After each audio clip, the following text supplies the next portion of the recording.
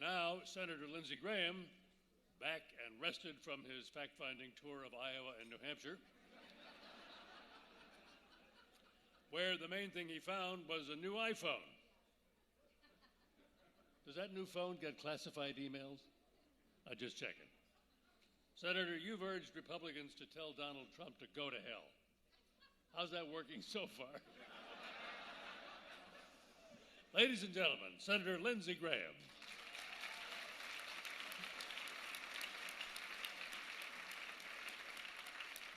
Thank you. Can we get the little stool thing go? Yeah, I do. Yeah, I do. I want to be like Trump. Huge.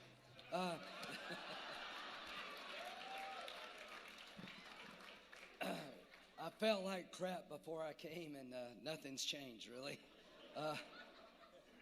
Thank you for having me. I'll try to talk loud and see what happens here. But the bottom line is, this is a good reason not to watch the Republican debate. Yet another one I've not been in. As a matter of fact, this is the largest number of people I've ever talked to during a Republican debate.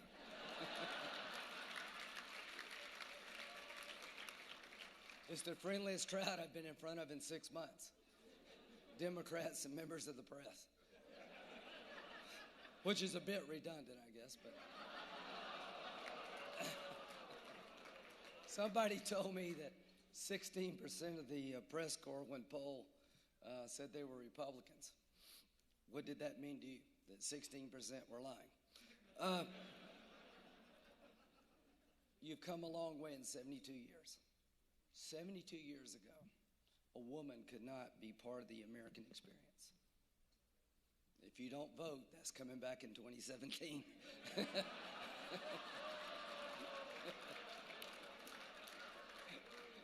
If I were you, I would vote. But look how far you've come. The most dishonest person in America is a woman.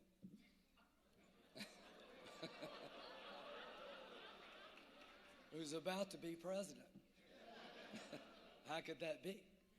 My party is going batshit crazy.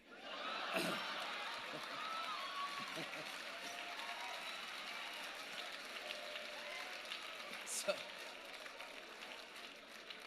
speaking of Paul Ryan, you're 46 years old. You've been the vice presidential nominee of the Republican Party. You're the Speaker of the House, the Republican-controlled House. You're smart. You know the budget backwards and forward. You have a good temperament and disposition and the judgment of Solomon. You are a dead man walking in this party.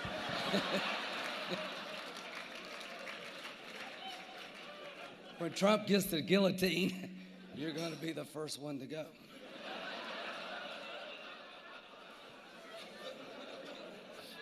To Nancy Pelosi, for the sake of my party, never get out of politics. We're down to you. Barbara, I did not know you were funny.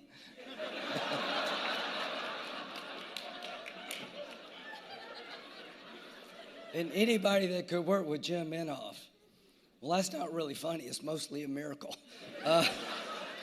We will miss you, my dear. We will miss you. Okay, there are 330 million people in America, right? We're down to 7. One of which will be our next president. Let me tell you the basic problem of our party. I replaced Strom Thurmond, and I think we're too intolerant.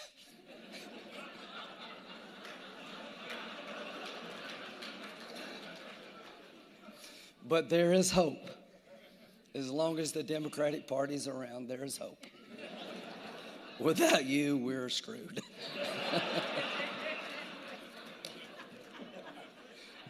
So let's start with our loyal opposition, our Democratic friends. Bernie Sanders. I love Bernie. Not really, but you're supposed to say that in the Senate. There's a poll out tonight that he's 50 points behind Hillary in South Carolina in the Democratic primary.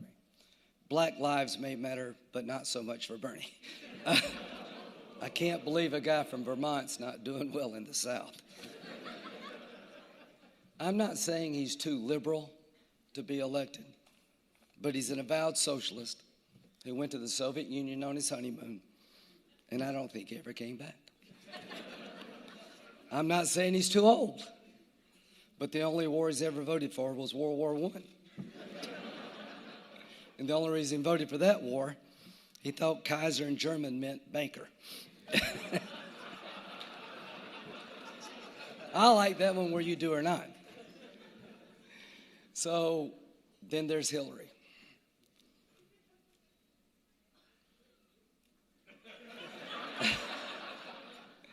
The only demographic I know we're going to win is the people who take care of the first family at the White House.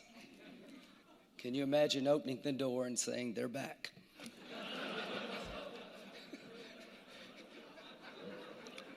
You better change the lamps out and lock up the silverware.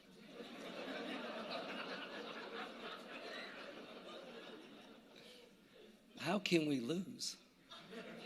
The leading candidate on the other side is under investigation by the FBI. Woo! FBI agents here tonight. The leading candidate for the Democratic nomination thought she was flat broke after 8 years in the White House with her husband being president. That's not flat broke. All I can tell you is that if we don't win this election, when are we ever going to win one? That's not meant to be funny. A good Republican would defend Ted Cruz after tonight. That ain't happening.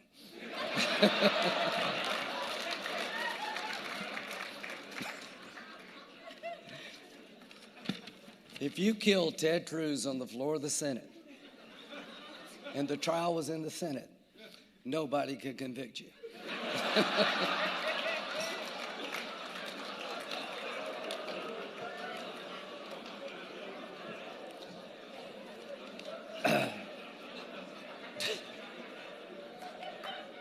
To the women who left the kitchen tonight to come, thank you all very much. John Kasich needs your help. He's the moderate with a good heart. The nice guy is Ben Carson. He tried to kill his cousin and hit his mother in the head with a hammer. He's the one we all like. How did I lose to these guys?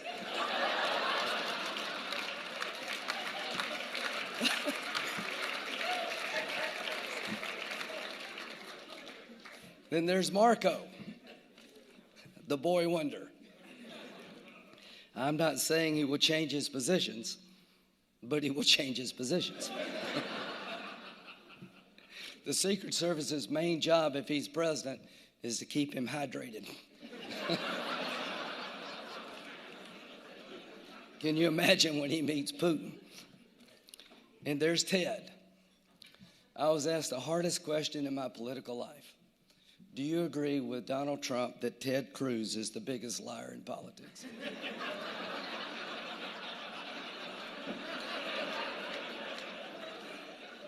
Too close to call.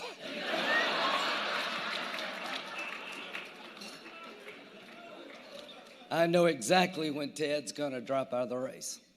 March 12th. That's Canadian Week at Myrtle Beach. When all of our Canadian friends get 10% off. But I will say that our Canadian is better than your Kenyan. Well, at least Canada's closer to America than Kenya. It's a step in the right direction. So, and who else we got? The Donald. I am literally running out of adjectives. I don't know how I can best describe Donald Trump, but I can say this, that I don't think he understands what makes America great. And I know I'm supposed to be funny, I'm not really happy about where the country is right now. I could make 1,000,000 Donald Trump jokes, and I have. But our party and our country is going to have to up its game. You're going to have to ask him harder questions. And I don't mean to turn a funny thing into a serious thing. But this guy, anytime that Mitt Romney thinks you should turn over your taxes, we've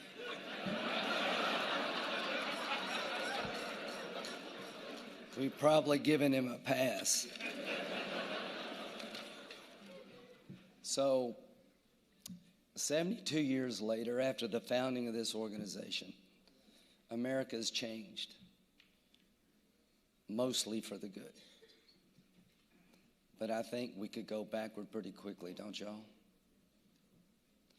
So what I would hope out of this fun event tonight is that we'd all regroup and make sure that the American people are informed about the votes they're going to make here pretty soon.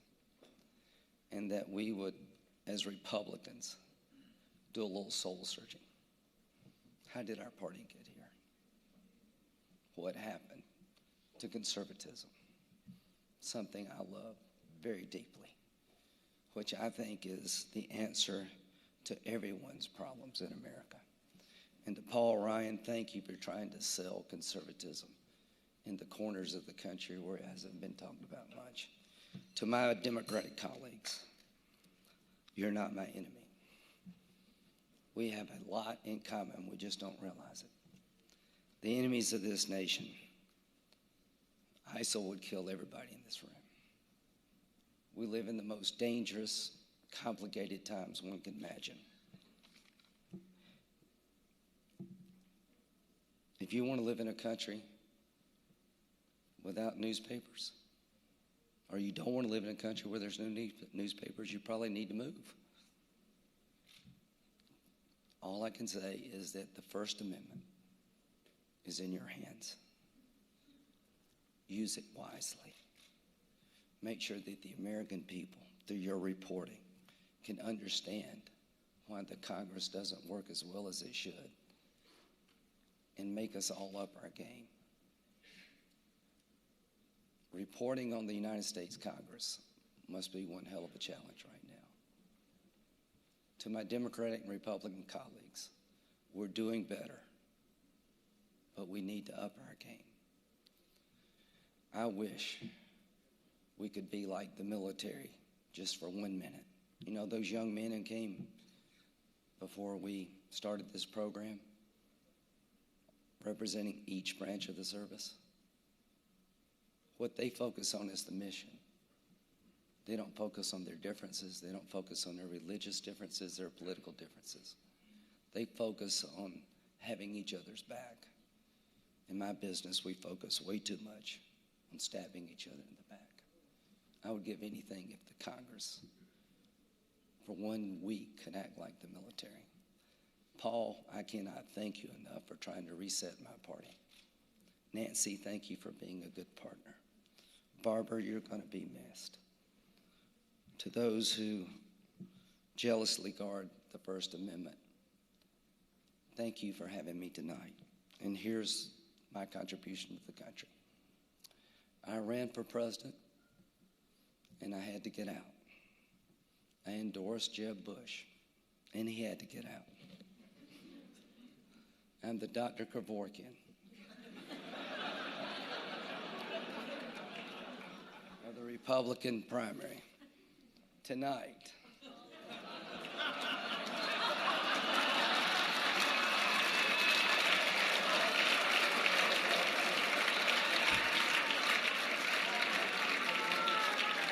I endorse Donald Trump and hope that Graham magic still exists. Thank you for having me.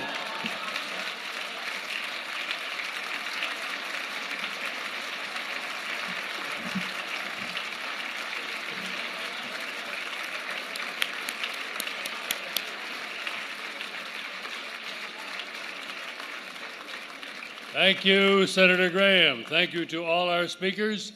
Thank you to all of you for coming out tonight. And we'll leave you with the greeting that members offer to each other each Wednesday. Have a nice weekend.